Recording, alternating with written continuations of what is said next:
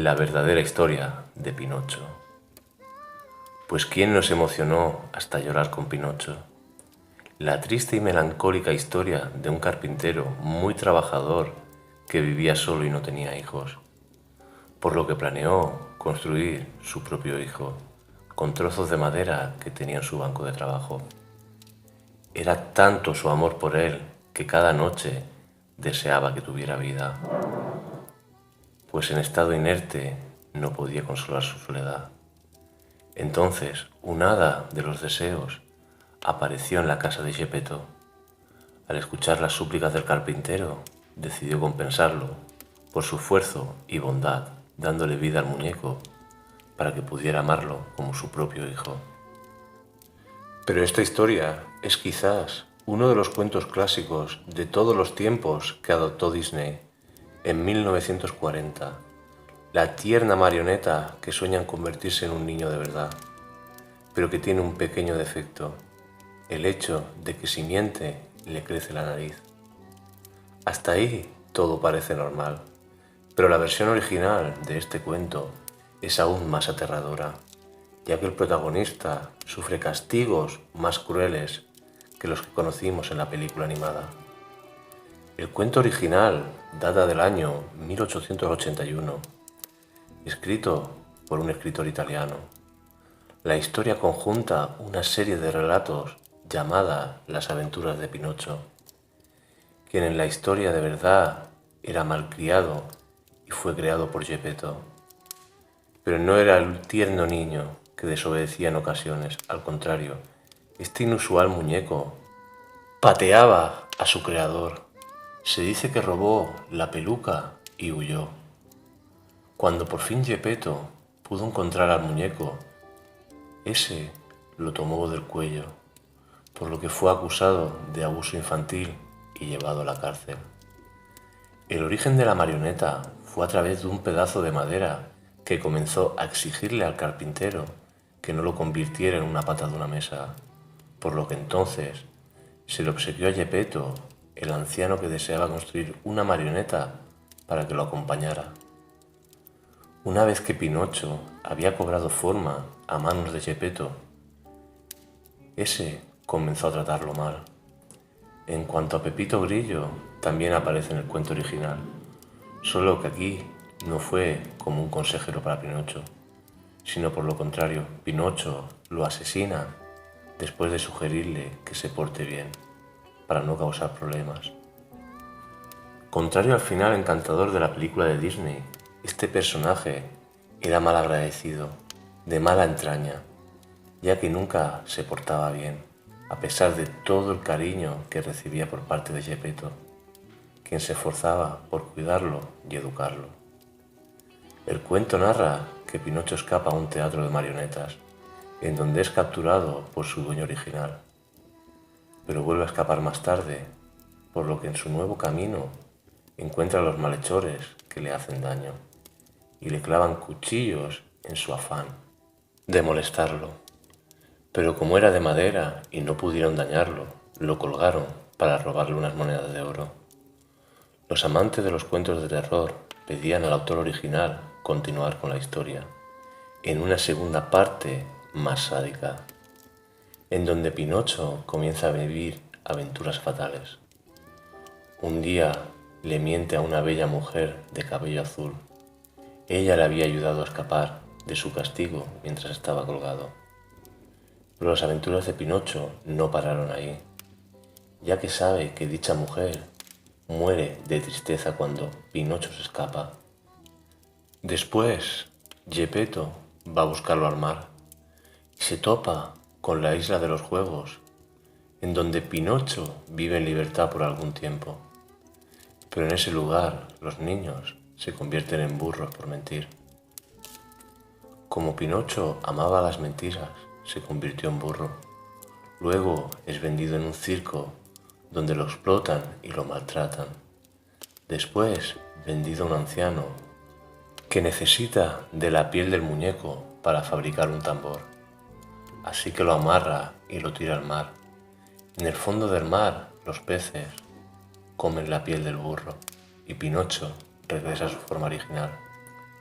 Luego en el mar, Pinocho es devorado por un tiburón gigante y en el interior encuentra a su padre Geppetto, quien lleva ahí por años.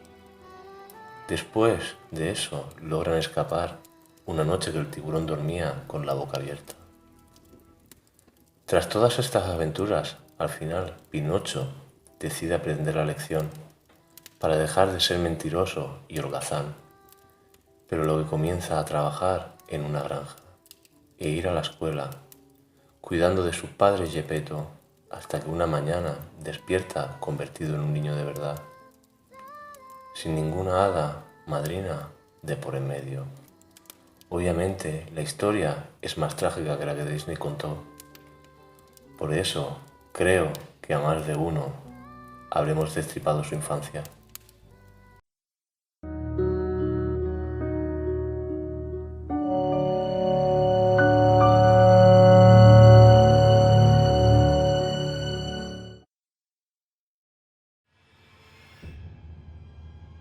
Para cerrar este capítulo, te contaré otra de mis experiencias más extrañas, y esta tiene relación con la ya conocida parálisis del sueño, o como algunos la conocen, cuando se te sube el muerto.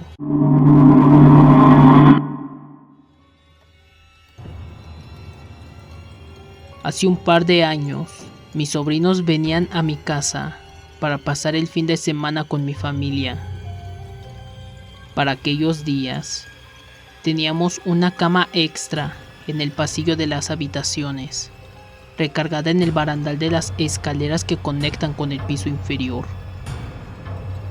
Los niños solían dormir ahí, pero en aquella ocasión, mis dos sobrinos se durmieron en mi cama y yo me tuve que dormir en la cama del pasillo.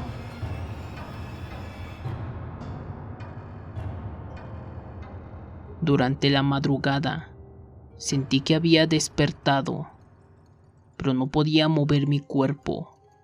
Obviamente estaba experimentando una parálisis del sueño, pero esta tenía una peculiaridad muy única.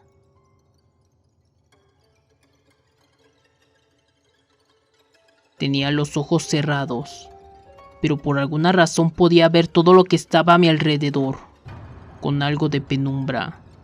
Parecía que tenía los ojos abiertos, pero no, efectivamente estaban cerrados. Por alguna razón, podía ver todo mi entorno. Al cabo de unos segundos, escuché los pasos de alguien subiendo las escaleras. Esto me hizo sentir mucha preocupación. Entre más se acercaban los pasos, sentía una mayor ansiedad, un deseo por moverme, por salir corriendo. Sea lo que sea, que estaba subiendo la escalera, me estaba dando una muy mala espina, hasta que finalmente subió y lo vi.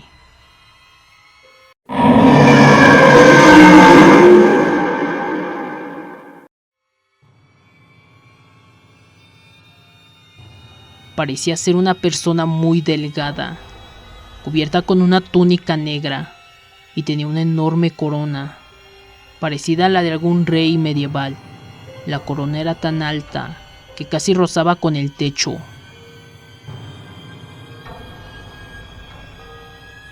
La misteriosa sombra posó frente a mí, se tomó de una silla que estaba enfrente de la cama y me miró. Recuerdo que dijo algo en un lenguaje muy extraño, pero por alguna razón, en aquel momento, entendí lo que me había dicho. Sus palabras me hicieron sentir un terror inimaginable. Empecé a sentir una ansiedad como nunca antes en mi vida. Es una sensación que nunca he vuelto a experimentar. Podía sentir como si una enorme energía me estuviera aplastando desde adentro de mi cuerpo. Algo no me dejaba moverme ni gritar, no podía hacer absolutamente nada. Cuando me pude levantar finalmente, estaba alterado, sudando copiosamente y con dificultades para respirar. Me sentía muy acelerado y nervioso. Me tomé un tiempo para tranquilizarme y tratar de entender qué había ocurrido. Si me preguntas, por alguna razón, no puedo recordar qué fue lo que me dijo esa sombra, pero estoy convencido de que entendí cada una de sus palabras. Sin embargo, hasta el día de hoy, no puedo recordar qué fue lo que dijo.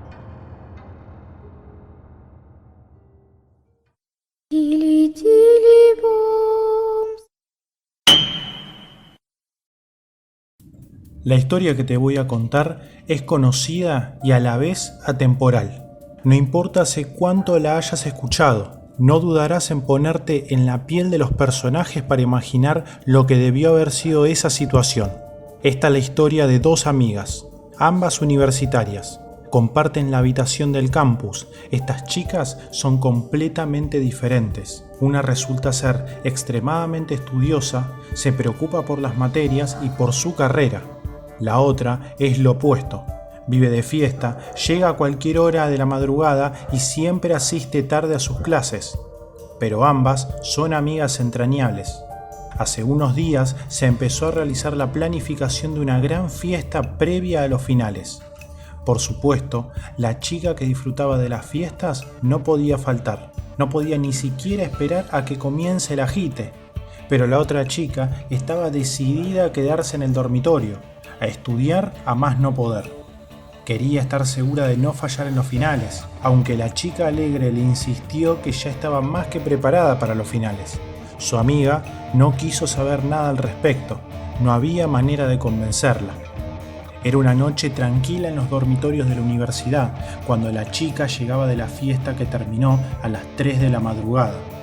Por cortesía y gracias a que su compañera de cuarto era muy estudiosa, a la vez de delicada en sus horas de sueño, dejó la luz apagada cuando se adentró en la estancia. Se cambió de ropa y fue directo a la cama, con la esperanza de que en el examen del día siguiente no le fuera tan mal como esperaba. Cuando la alarma de la chica sonó a las 7 de la mañana y abrió sus ojos, un grito desgarrador salió de su boca cuando divisó lo que antes había sido el cuerpo de su amiga, regado por toda la habitación en charcos enormes de sangre y vísceras. Los brazos en un extremo del piso, las piernas en el escritorio y el rostro desprendido del cráneo encima de la almohada ensangrentada hasta más no poder. El mórbido y hórrido escenario quedó concluido cuando la joven se desmayó al leer unas palabras escritas en la puerta con la sangre de su amiga. ¿No te alegras de no haber prendido la luz?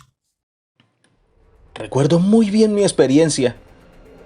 Los médicos que te digan que nunca han sentido algo extraño o vivido algo extraño, seguramente intentan convencerse a sí mismos de ello. Yo no creía en nada paranormal, y menos siendo médico. Pero eventualmente pude negar cosas que me ocurrían. Les encontraba algún sentido o algún tipo de explicación lógica.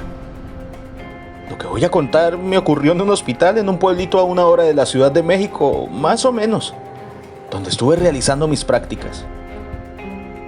Ya me había cambiado una vez por un incidente con un paciente, ya que es bastante peligroso ser practicante y más aún si eres mujer. Estás en lugares lejanos. Esto se vuelve cada vez peor. Es muy riesgoso. Damos mucho por nuestra profesión, así que continué mis prácticas en otro lugar, con muchas más responsabilidades, pero no estaría sola. En ese pequeño hospital me encontré atendiendo a una niña que tenía fiebre en una noche de tormenta. Una noche común en esta época del año. Los relámpagos afuera le daban un toque siniestro a todo, y fue eso quizás lo que canalizó lo que ocurriría un rato después. Cuando estabilicé, la niña le permití a los padres que se quedaran con ella porque queríamos tenerla un poco más en el hospital para asegurarnos que efectivamente estaría mejor. Me fui a buscar un café y por alguna razón me sentía sumamente cansada, como si estuviera a punto de quedarme dormida. Al dar la vuelta en un pasillo noté que alguien pasó corriendo al fondo. Me preocupé porque, aunque solamente vi una silueta de rapidez, no pude dejar de notar que estaba lleno de sangre por todo el cuerpo. Así que me apresuré para volver a ese pasillo, pero No había nadie. Tampoco había un lugar donde esa persona pudiese haberse escondido. Regresé por mi café. Me lo terminé de preparar algo nerviosa. Sentí de alguna forma la mirada de alguien justo en esa dirección. Esa misma dirección de donde acababa de volver. Cuando volteé no pude ni pensar cuando vi que un hombre lleno de sangre corría hacia mí. Sus ojos parecían salirse de sus cuencas llenos de dolor, de horror. Su cuerpo parecía haber pasado por un accidente horrendo. Sus manos ni siquiera tenían los dedos completos. Era aún para mí, siendo médica, una imagen totalmente aterradora. Solo pude cerrar los ojos, no pude hacer más nada y él se pasó de largo hacia la salida del hospital, hacia la tormenta. Corrí hasta que me topé con una enfermera que intentó calmarme. Cuando le expliqué lo que vi, me dijo que era uno de esos habitantes del hospital a quien tenía que acostumbrarme. Era un fantasma que muchos veían desde los años 90.